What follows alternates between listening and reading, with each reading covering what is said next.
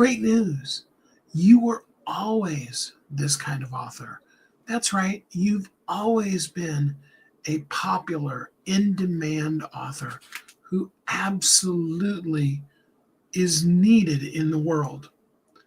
The only thing that changed is that you began to market, and the marketing revealed you to the world. If that hasn't happened yet, then let's make it happen today. Hi, my name is Steve Kidd.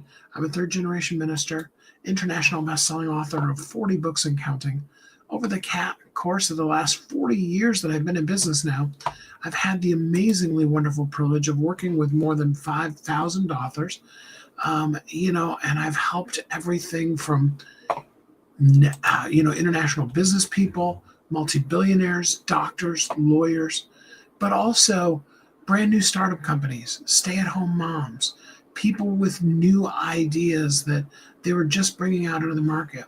At whatever level you're at, I have absolutely been there, done that, with a literal lifetime of experience in being visible and valuable, being in the media, having some of the worst times of my life, having been, a published author, doing the things, being interviewed, all those kind of things.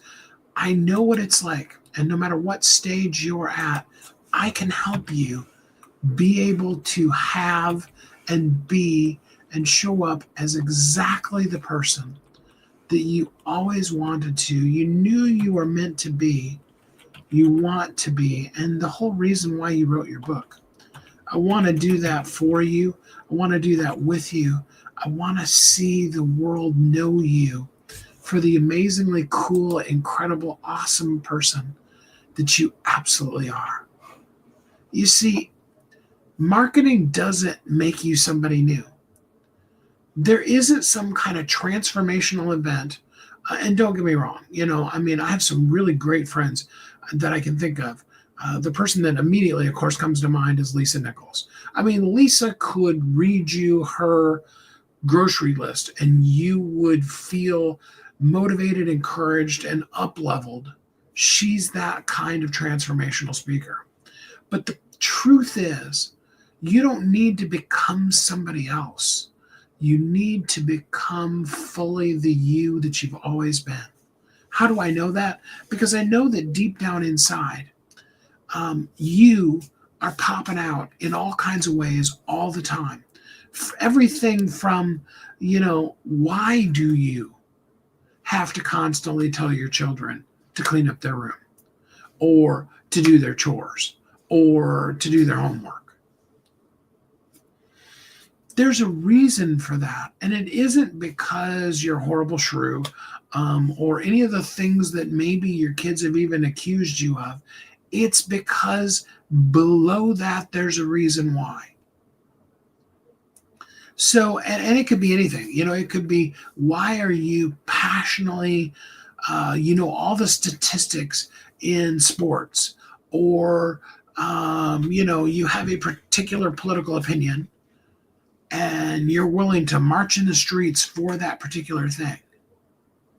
Part of, and it doesn't really matter which side of the quote unquote aisle you're on in a particular political viewpoint, part of the problem, and I'm going to call it absolutely that, is the fact that people feel the rage, the outrage, the passion for the thing, both sides again, and really, really are willing to put themselves totally on the line for that thing. The thing that's missing in the conversation is the why. Why is that thing? Why does it trigger you? Why do you feel what you feel beneath that? So in other words, it's not a matter of, and that's the biggest problem that we're in some of these discussions. And I'm not just talking about stuff in the US because, a friend of mine that lives in Canada was just posting something. And I know that they're having issues in the UK. Any country you go to, they have people who have differing opinions. And I'm talking like militantly different in the way they feel about things. But the question really isn't the opinion. The question that isn't being asked that really needs to be is why? Why is that important to you? Not because when we do ask those questions, we stick on the periphery level. This statistic and that statistic and this news article and this kind of thing. But what I'm asking you is to go deeper. Go into yourself. Why does that trigger you? What is the heart and soul and core and passion and purpose of you that makes that something that is important to you? There are other people who it isn't. There are, people who have completely opposing opinions. Doesn't make either of you wrong. Thomas, glad to have you here with us. What it does do is it helps you be able to discover you if you use it correctly. Soccer, glad to have you here with us. The thing about it is this, okay? If you will ask yourself that deeper question, you'll begin to get to see the core of who you are. Why are you passionate about what you're passionate about? But more importantly, what is the purpose behind that? What is the solution? We can all scream and rant and rave about, all kinds of things. And, the truth of the matter is, in fact, there's a psychological principle that says that when somebody, even if they present you with facts, that believes in something completely opposite of you, gets in your face about it, it tends to solidify your opinion, okay? And I'm not in a political debate here at all with you. I want you to see the why beneath that, the you that's beneath that. What is the purpose for you that makes that thing passionate for you? Now I'm going to walk away from politics because, really for the most part, I guess I don't care, but I want to use something simple like telling your child to clean up their room, okay? There can be many various different reasons why you tell your child to clean up their room. It could be that you're teaching them a skill. You want them to learn the skill of something like, there's all kinds of psychological things about making your bed. There's also some psychological things about getting to a place as an adult where you intentionally choose not to make your bed. And both of those are valid, okay? But why as a parent, why do you say that? Now, it could also be, like my first wife, where, you grew up in a household where the house was just trashed all the time for the entirety of her mom's whole entire life. And you grew up wanting a different environment for yourself. And because you're in the position of authority in that house, it's your household now, it's important for you, and you're going to, you could even say it, impose your will if you want to be that, I don't really think it's that way, but if you want to put it in those terms, you could, on the people because of the lifestyle that you want or even need. It could go deeper than that. People that have different things like OCD or things like that, stuff like that could literally be traumatizing and triggering for them. And there could be, even in something as simple as doing the dishes or socks on the floor, there could be really deep emotional trauma. And for those of us who don't have that around it, it's easy to poo-poo that and be like, pish posh, whatever. But the truth of the matter is, hey, Matt, glad to have you here with us. I'm doing good. Thanks for asking. There could be some really deep stuff. I knew a person who had a literal traumatic experience around dishes. And I'm not going to share their stuff for why or whatever. But understanding why that upset them every time, the once to several times a day that dishes were being done, helped them make a massive shift in how they approached to their life. They actually ended up later writing a book to help people learn how to turn dish time into the most looked at, looking forward to sacred time of their day. Now, I'm not saying that's what your passion or your purpose is, but what I am saying is that whatever the thing that really gets you going, that thing you can talk about for hours, and even when you get to the place where your voice is cracking and all those kind of things, you can still go on about it. You all have probably heard me talk about this enough that you know that when it comes to you knowing and clearly living in your passion and your purpose, that's it for me. And I can talk and talk and talk and talk and talk and talk and talk about it, right? I know. Sometimes too much. But the why is, that's what's important. And when you identify that why for you, then you can go to the next level below. Well, why am I passionate about that? And you begin to start looking at, what can I do with it? Because most of the time, the what isn't, and we'll talk at extremes. It isn't assaulting people. It isn't abusing your children. And I'm not accusing anybody of doing that. I'm just saying that those could be the extreme levels of it. It also isn't living a traumatized life because you don't do those extremes. Those are both the extremes of it.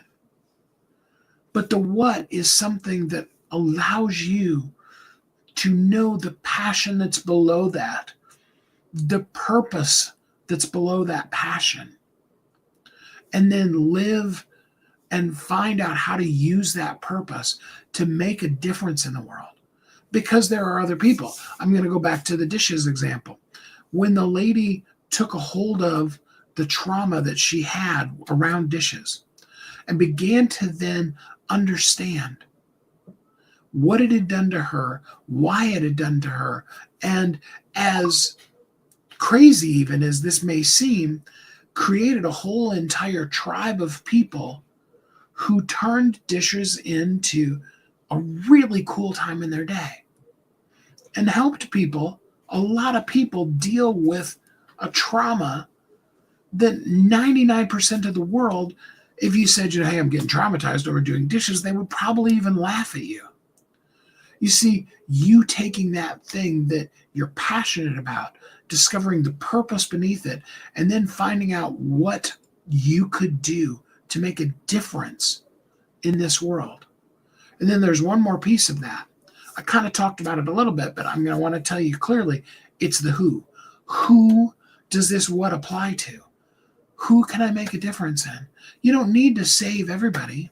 In fact, I'd rather see you maximize the day that's called today to do one specific thing for one specific person that allows you to truly live in the purpose beneath that passion rather than on the surface of that passion.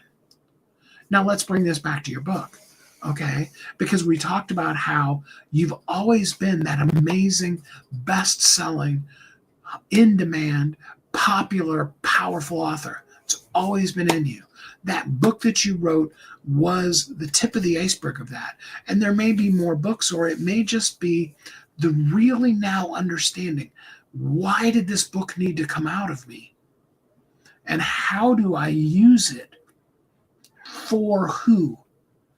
That is the elements of what we put together for the then marketing, so that we can then make sure that our SEO is ultimately what that boils down to. We're optimizing it for the search engine to tell the search engine that is Amazon, the search engine that is Google, those different places where it can be found at, tell it specifically, this is what this book is about, why it's about that, and who it's for. Then they know what to do. Then when somebody searches that particular phrase, that thought, that concept, they absolutely know, oh yeah, this is the book you're talking about. Okay? And then we add to that reviews. Other people that are saying, I read this book and it really helped me. I love the one review that somebody wrote on Romeo the Suicidal Parakeet, one of my books. And he said, I didn't even know I needed a suicidal parakeet in my life. I loved that he started out that way, because he was acknowledging the fact that, he stumbled across the book, wasn't sure that he really even wanted or needed it.